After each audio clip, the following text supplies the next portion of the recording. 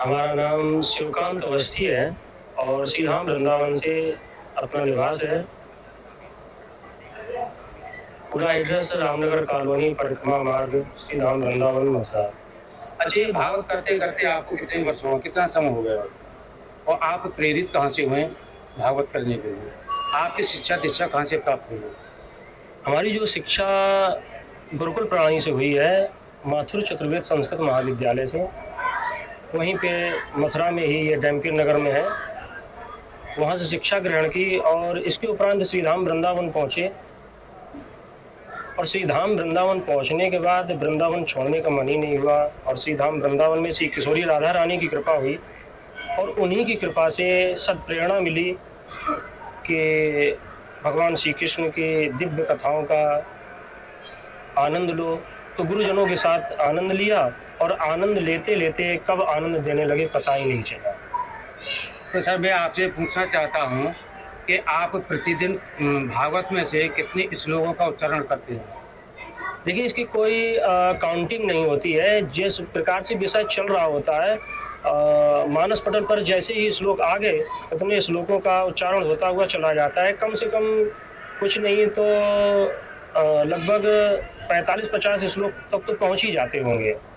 तो श्रीमद् भागवत में कितने श्लोक हैं? 18,000 श्लोक हैं और 335 अध्याय हैं और 12 स्कंद हैं। मानो ये भगवान से मिलने का मोबाइल नंबर, यदि आप काउंट करें तो 18,335 और 12, तो ये 10 अंक ही बनेंगे जा करके, और मोबाइल में भी 10 ही अंक होते हैं। तो ये हमारे एक दिन मन में विचार आया कि निश्चित रूप से भगवान से मिलने का मोबाइल नंबर है, वो है श्रीमद् भागवत कथा। और जो भागवत की शरण में आ गया तो समझ लो सभी की शरण में पहुंच गया, क्योंकि मूल तत्व और समस्त शास्त्रों का सार है श्रीमद् भागवत।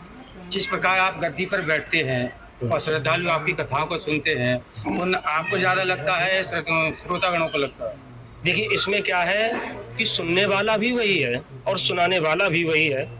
हम आप केवल निमित्त मात्र हैं, हमारे श्रोतागण हैं। और श्रोताओं की शक्ति जो होती है, यदि जब श्रोता ही नहीं होंगे तो वक्ता क्या करेगा? तो मेन पावर हमारे हिसाब से तो होता है कि यदि सच्चे श्रोता सम्मुख आते हैं तो कथा का जो प्रवाह चलता है उसका आनंद अलग ही हो जाता है। तो श्रीमद् भागवत का कथा लिखने के लिए कौन से लेखक थे और कितना समय लगा था? ये देखिए, लेखक इसमें हमारे श्री वेद व्यास जी हुए, जिन्होंने श्रीमद् भागवत की रचना की। लेकिन मूल तत्व जहां से निकलता है, मूल तत्व जो निकलता है, भगवता प्रोक्तम भागवतम, जिसे स्वयं भगवान ने कहा वो है भागवत। तो चतुश्लोकी भागवत का जो उपदेश दिया है भगवान ने, सबसे पहले दिया है ब्रह्मा जी को। तो ये विस्तार से यदि बताएंगे तो बहुत कुछ हो जाएगा, समय भी बहुत। तो सबसे पहले चतुश्लोकी भागवत ब्रह्मा जी को प्रभु श्रीमन नारायण प्रभु ने दी। ब्रह्मा जी से नारद मुनि के पास पहुंची, नारद देवर्षि नारद से व्यास जी के पास, और व्यास जी ने उन 4 श्लोकों का अवगाहन करके, और वो 4 श्लोक बड़े दिव्य श्लोक हैं। तो ये आते भी हैं, जब 4 श्लोक बोलते हैं तो ये 4 श्लोक हम आपको सुना भी देते हैं।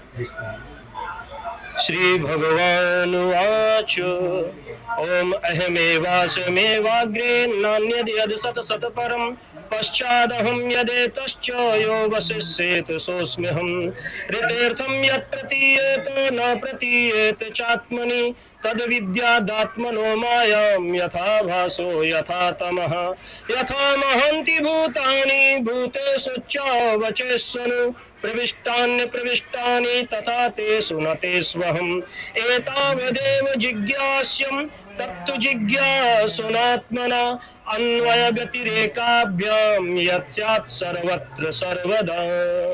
ये श्रीमन नारायण प्रभु ने ब्रह्मा जी को दिए, ब्रह्मा जी ने देवर्षि नारद जी को दिए, और यही 4 श्लोक देवर्षि नारद जी ने जब समस्त शास्त्रों का सार निकालने का प्रयास किया, समस्त शास्त्र लिख दिए, फिर भी मन को शांति नहीं मिली। तब देवर्षि नारद जी ने प्रेरणा दी आकर के कि जब तक भगवान की कथाओं का गुणगान नहीं करोगे, जो भगवान ने कहा है उसका गुणगान नहीं करोगे, तब तक मन को शांति नहीं मिलेगी।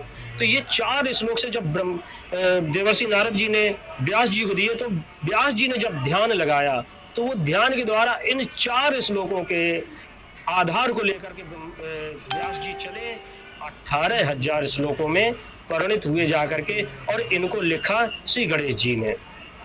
अच्छा व्यास जी, मेरा एक जो महत्वपूर्ण सवाल है जिससे हमारे अंदर संकोच है कि एक लेख में आया है बोबदेव लेखक। अच्छा। उन्होंने गीता को टीकाकरण किया है, श्रीमद् भागवत के लिए टीकाकरण किया है, और उसमें श्रीमद् भागवत के भाग 8/20 में 8/20 में और 36वां जो श्लोक है उसमें अश्लील बातें लिखी हुई गई हैं। इस पर आप क्या कहना चाह रहे हैं? देखिए, ये जिसके अंदर जो होता है वही निकलता है।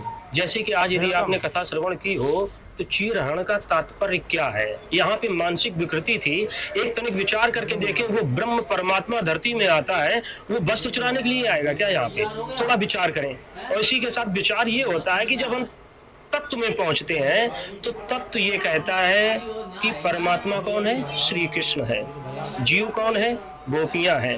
वस्त्र क्या है? माया है। जब तक माया जनित अविद्या नहीं हटेगी तब तक परमात्मा से मिलन हो ही नहीं सकता। जैसे हम आपके बीच में ये माया का ठीक उसी प्रकार से पर्दा कर दिया जाए, ना आप हमें देख सकते, ना अगर हम ईश्वर हैं तो हम तो आपको देख रहे हैं, लेकिन आप जीव हैं, आप हमें नहीं देख सकते। अब हमें ये भान जैसे हुआ कि हमें इसको अपने तत्व को बताना है, तो सबसे पहले हम क्या करेंगे? माया से कि जिस पात्र में घी भरा हुआ है उसमें उंगली डालोगे क्या निकलेगा? घी निकलेगा, घी की सुगंध आएगी। शहद होगा शहद, और इसमें यदि उसमें मदरा भरी हुई है शराब, तो उसमें मदरा की दुर्गंध आएगी। तो हम यही कहना चाहेंगे, उनका जैसा विकास हुआ, उनकी जैसी बुद्धि है, क्योंकि भागवत हमारा जीवन का आधार है। और भागवत के विषय में यदि कोई ऐसा बोलता है तो मैं ये भी कहना चाहूंगा कि एक बार वो हमारे सामने आए और इसके बाद उस श्लोक की हमारे सामने व्याख्या करें आकर के, तो हम उनको उत्तर दे सकते हैं। व्यास जी, मेरा सवाल ये था कि श्रीमद् भागवत में 36वां जो श्लोक है किस स्कंद में है ये बताओ? ये 8/20 में है। अरे 8/20 है ही नहीं भागवत में। ये सुनिए, जिस लेख में उस लेख का नाम ही बता रहा हूँ, ये उनकी स्वयं की मनगढ़ंत रचना है। यदि मूल भागवत को उठाएंगे तो उसमें स्कंद मिलेंगे, अध्याय मिलेगा, श्लोक नंबर मिलेगा। उसमें ना बटा चलता है ना कुछ चलता है। सबसे पहले क्या आएगा? कौन से स्कंद का? 12 स्कंद है, 12 स्कंद है, उसमें कौन से स्कंद का, किस अध्याय का, कौन सा श्लोक है? यदि उन्होंने उठाया, अब आप बोल रहे 3/8 है ना, 8/20 ही मान लेते हैं, तो मान लेते हैं अष्टम स्कंद में। अरे अब उनको ये हम इसी से अंदाज लगा लेते हैं कि अष्टम स्कंद में किस श्लोक में वो किस अध्याय, वो भी नहीं, पूरे अष्टम स्कंद में कहीं पे भी किसी भी प्रकार से कोई पॉइंट ही ऐसा नहीं है जो वो पकड़ करके उसका व्याख्यान कर सके। हो ही नहीं सकता, बिल्कुल नहीं। अच्छा, एक मेरा सवाल आखिरा है। आज हमारे देश का नहीं, पूरी दुनिया का युवा अवसाद की ओर बढ़ रहा है। इस अवसाद को रोकने के लिए आप क्या जागरूक कर रहे हैं? संगठित परिवार। अवसाद की ओर जो नया नवयुवा जा रहा है वो बढ़ गया है। हुआ क्या है कि पहले जो हमारी पुरातन संस्कृति में परिवार सम्मिलित रहते थे, माता पिता बाबा दादी भाई बहन सभी रहते थे, और हर प्रकार की ऊर्जा मिलती थी। दिल में यदि कोई दर्द होता था तो माँ नाम का मरहम चाहिए, माँ नाम का मिल गया, पिता नाम की कृपा चाहिए, पिता का मिल गया, बाबा दादी की गोद चाहिए, मिल गई। अब हुआ क्या कि रह केवल एक दंपति, पति और पत्नी, कोई बात हुई तो क्या दीवालों से टकराओगे? और यही अवसाद का कारण, और यही आत्महत्या का कारण, और यही कलह का कारण बन रहा है जाकर के। यदि सनातन संस्कृति को बचाना है तो सबसे पहले हिंदुत्व को संगठित होकर के, और परिवार जब संगठित होंगे तभी सनातन संस्कृति संभलेगी। हमारे वसुदेव कुटुंबकम की सूक्ति दी गई है, तो जब परिवार ही सम्मिलित नहीं रह रहा है तो वो चैन से कैसे जी सकता है? निश्चित रूप से अवसाद में ही आएगा वो। तो सर, हिंदू शब्द की परिभाषा क्या है? देखिए, हिंद शब्द की परिभाषा जो है, जिसने सनातन संस्कृति को अपने जीवन में उतार करके समाहित करके हिंदुत्व जो एक हमारी परंपराएं हैं, हमारा एक क्या बोलते हैं, कहेंगे कल्चर है, और सिंधु नदी के किनारे हमारा निवास है, सिंधु से हिंदू शब्द आया, इसलिए हम हिंदू कहलाए। कुछ लोगों का कहना है कि मुगल शासन में अरबी शब्द का प्रयोग किया गया है। मुगल शासन ने जो जिहादी थे और जो चोर लफंगे थे उनका नाम हिंदू रखा गया। नहीं, ऐसा तो नहीं है, क्योंकि हिंदुत्व का जो शब्द आया है ये मुगल शासन से नहीं आया, ये तो अनादिकाल काल से आया है।